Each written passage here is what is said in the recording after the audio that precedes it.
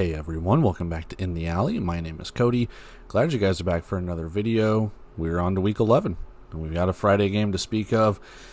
Two teams going in two different directions, and we get to talk about this one as it is a standalone game. So, without further ado, let's go dive into the Jacksonville Sharks and the Iowa Barnstormers.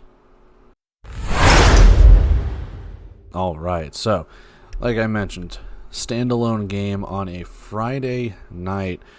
We've got the Jacksonville Sharks at 6-1, taking on the 1-6 Iowa Barnstormers, a reversal of the records here, and we'll see how this game kind of goes, because as you can see through all this stuff, one team is very, very heavily favorited in this game. But we have an 8 p.m. Eastern Time kickoff on overnight for our Friday night battle, and again, Jacksonville, just the one loss. They've lost to Vegas, and they've won every other game. In Iowa, just the one win. They beat Quad City, and they've lost every other game. How it looks too, 3-1 on the road for Jacksonville, so road warriors, dare I say, and for Iowa, 1-2. So Jacksonville getting their only loss on the road, Iowa getting their only win at home. Do things kind of stay the same here? Something's got to give? We'll find out. Regardless, we need to take a look at pretty much everything in this preview, starting with our season leaders for both sides. James Cahoon, your leading passer for the Jacksonville Sharks, 99 of 145 for 1,275 yards, 22 touchdowns to 2 interceptions. And again, this is going to be a little bit of a revenge game. James Cahoon, the former Iowa Barnstormer quarterback, now traveling back to Des Moines. We'll see if he can beat his former team. Not to be outdone, though, Dante Avila Santos, new signing as of just a couple weeks ago, still trying to get his bearings, all things considered. 19 of 33, 258 passing yards, 5 touchdowns to 3 interceptions. He's kind of been thrown to the wolves, all things considered, as Iowa has gone through a complete retooling of practically their entire team, but most notably their quarterback room. Rushing leaders for both sides, Jimmy Robinson, 73 attempts, 222 rushing yards, and 11 rushing touchdowns. And for the Iowa Barnstormers, David Elder, 27 rushing attempts, 163 rushing yards, and 2 rushing touchdowns. And again, he's newly signed on as of, a couple weeks ago, a month ago or so. So again, still a whole new retooling of this roster. Receiving leaders, Jimmy Robinson is your leading rusher and receiver for this team.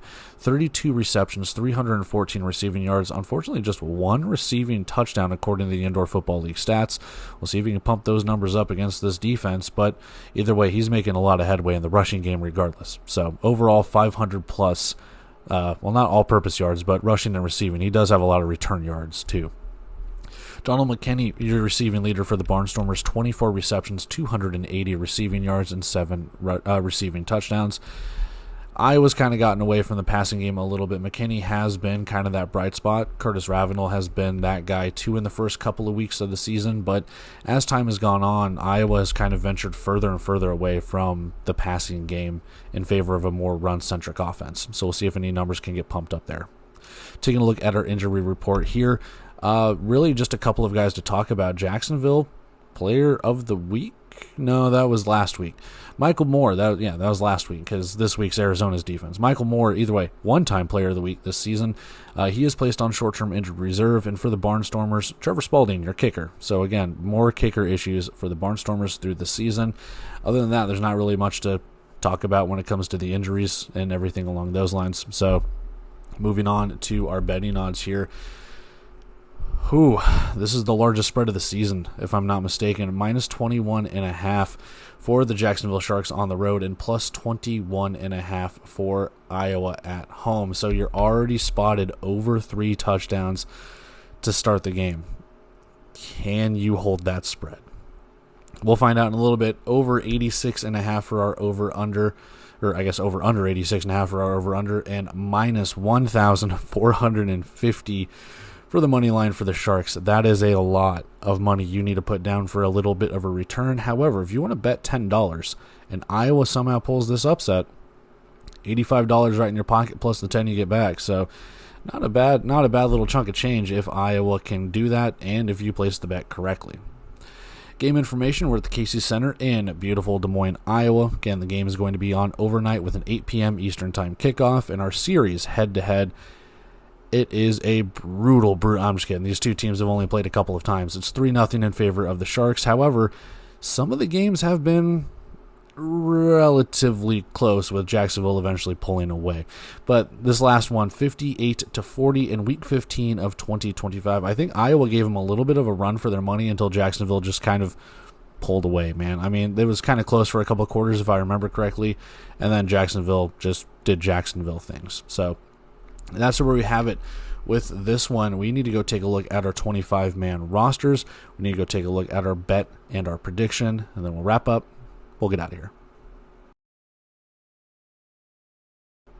All right, taking a look at the 25-man rosters as they are on our screen, starting with the away side first for the Jacksonville Sharks. Your quarterbacks, James Cahoon and Sammy Edwards, as it has been practically all season, or for the most part of the season. James Cahoon is going to be your starter. Sammy Edwards will be in there for goal line packages, red zone packages, or if they just want to throw him in there. He's played pretty well, all things considered. Your running back is Jimmy Robinson. There is no backup for him, so he will be that guy. And as we just mentioned, leading rusher and receiver, and a good return man, so he can do it all. Look for it here. Wide receivers include Markel Wade, Billy Bowens, Jaden Stoshak, Red Douglas, Jalen May, and Anthony Evelyn. Again, remains to be seen how many of them suit up, how many they bring with them, however the case could be. My money is probably on Wade, Stoshak, Douglas, and possibly May. But not surprised what I think Billy Bowens has played a little bit lately too. So if Bowens coming back from short-term injured reserve, Evelyn might be the odd man out. But I don't know if they're going to carry 5. If they carry just 4, we'll see how it goes. To the offensive line, Baraka Beckett, Dante Lucas, and Kenny Furman. That's it. So those 3 guys are going to be the ones that are good to go here. If there's any depth that they need, it'll probably be on the defensive line to carry over to the offensive line.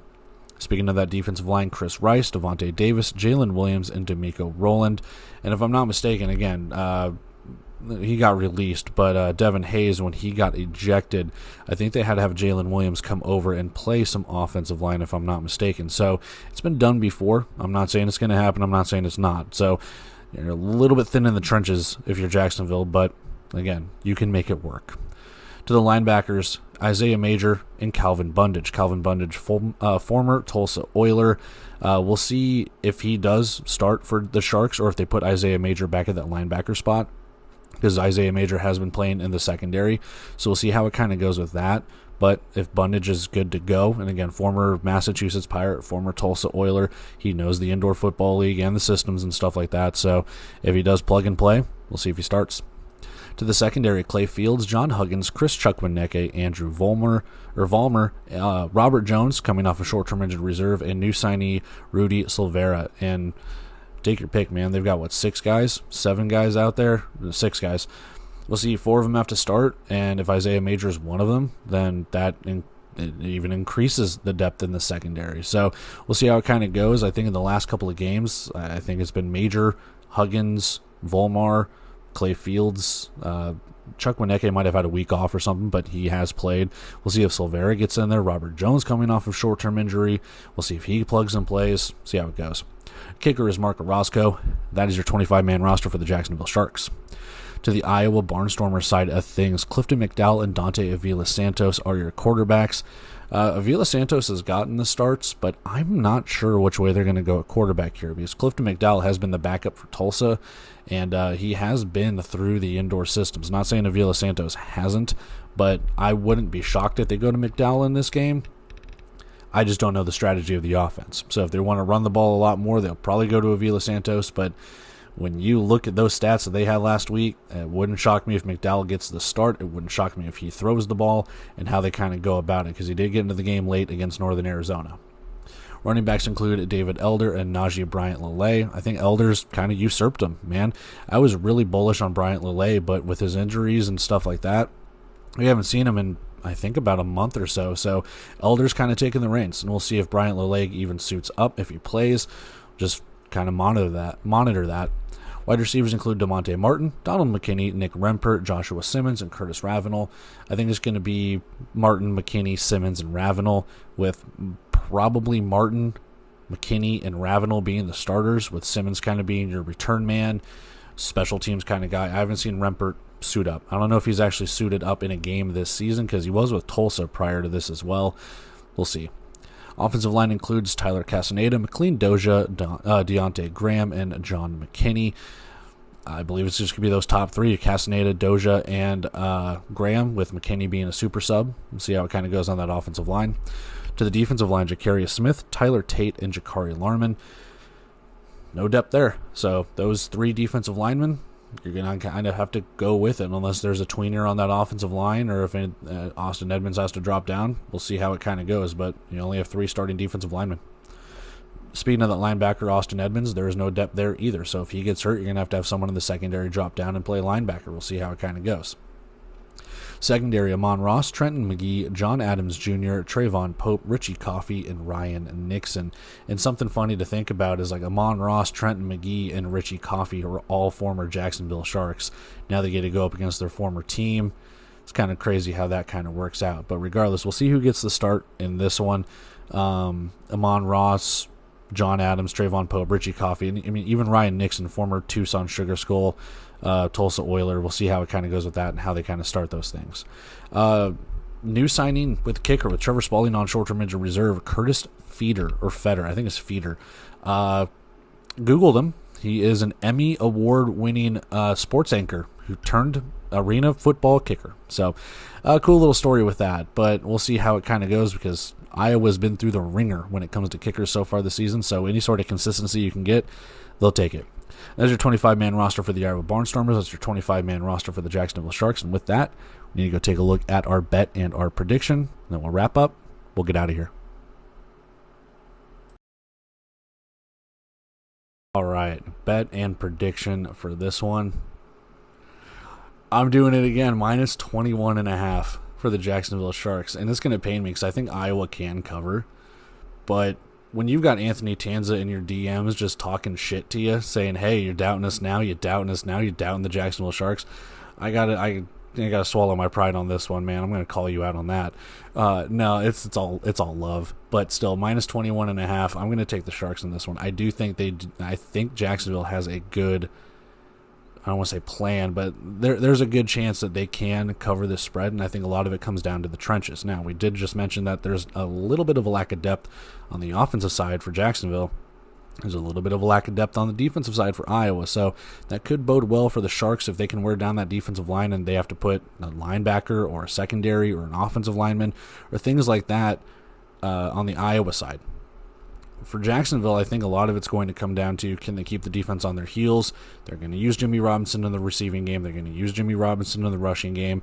Sammy Edwards is going to be used. We know James Cahoon can sling it around. They're going to rotate those wide receivers in and out, anything they can to keep fresh and keep Iowa's defense on their toes and on the field to wear them down. Also, don't be surprised if they want to wear them down. They can also hit them over the top for one play, one touchdowns. They're very prevalent to do that as well. For Iowa to win this game, I think it starts with Clifton McDowell. If he gets the start and you can actually have a passing game and you can start getting Curtis Ravenel in the mix and you can start getting Donald McKinney and DeMonte Martin, and you can really start using David Elder out of the backfield and you can start using him as a receiver and things like that, kind of what he did at Northern Arizona, then there's a chance that your offense can start doing this. Downside is, how do you go up against that Jacksonville defense? Because that defense has been pretty damn stout. Yes, they're giving up some points, but for all intents and purposes, Jacksonville has been playing so damn well since their loss to Vegas. It's like that was a wake-up call for them. So if Iowa wants to win this game, they got to play damn near perfect. And I think I've said that about Iowa multiple times, and they still pulled out a victory against the team I root for, which sucks. But no, I truly think Jacksonville has this one in the bag. This is the reason why the spread is so big. But if you're picking against the spread or the over-under, I don't know if I trust the over-under because I don't know how many points Iowa can score. Iowa has not scored 40 in a single game this season. I think they've scored 39. They've gotten close. Their win was 35-25. I don't think their defense is holding Jacksonville to 25 points. I'm sorry. My prediction for this one, 58-34. I think it's a 24-point victory. They cover the spread. It's close. You're sweating it out a little bit. But I think Jacksonville is just going to have them make too many mistakes. The quarterback that hasn't started, he's played. Like I said, he was in Tulsa backing up TJ Edwards. He was on special teams. I think he has a tackle to his name. He's been out there on kickoff coverage too.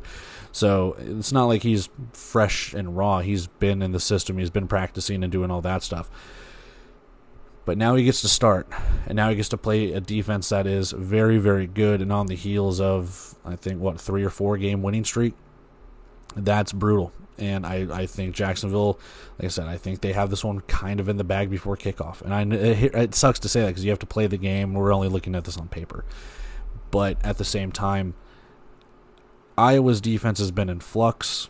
They've got a lack of depth at that defensive line. One of the defensive linemen just retired. So, I mean, what do you do in that regard? They've kind of revamped a little bit at that quarterback position. The skill positions have kind of remained the same when it comes to the wide receivers and with Elder getting more and more used to the system. But you're starting to think this team went from Harrison Rubidoux and passing to now Dante Avila Santos and running, and Ivan Corbin at that time too, to now if Clifton McDowell is the starter, are we back to passing? Are we mixing it up? What are we doing? And if Avila Santos gets the start, I think Jacksonville is just going to blitz every play. I mean, that guy, and it's no knock on him, but kind of deer in the headlights, taking off and running. He's just not that accurate of a passer, and it pains me to say that, but that's what the stats kind of show here. Only 5 touchdowns to 3 interceptions. Now, he can run the ball. He can improvise when he needs to, but at the same time, I think Jacksonville's defense is too good. I think it is, and I think the offense for Jacksonville is way better than Iowa's defense, and unfortunately, it's another game where you're kind of left going like, all right, can Iowa keep this close? And they might be able to for a little bit, but then I think they just start to get worn down. I think Jacksonville really just starts to flex their muscle, and they take it, man. So that's where we have it, minus 21.5. Let's go for it. Let's see if we can get a blowout going in this one, and 58-34 with our final score here. So I think Iowa can cover if they're able to maintain possession and if they're able to kind of maybe get a stop or two and even a stop that includes field goals. Otherwise, Jacksonville's just going to run it up, man. So that's where we have it with this. Let's go wrap up and get out of here. And that is it for our preview of the Iowa Barnstormers taking on the Jacksonville Sharks in Des Moines. I don't know if I want to say this will be a fun game. It'll be a fun game because it's the only one on and we get to watch it. But at the same time, how long until this one probably turns into a blowout? You know, it's just one of those things where even if it's a respectable win, I'm saying like 17 points, and even if Iowa covers, it's like, you know, Jacksonville's kind of got this one, man. And it sucks, man, because I really want these games to be like competitive, and they can be. I'm not saying Iowa's going to quit, and I'm not saying that it's over from the opening kick. I know I said that earlier, so maybe it will be, but at the same time, you're hoping for some competitiveness. You're hoping that a team can get a little bit of a comeback or play close or whatever it could be.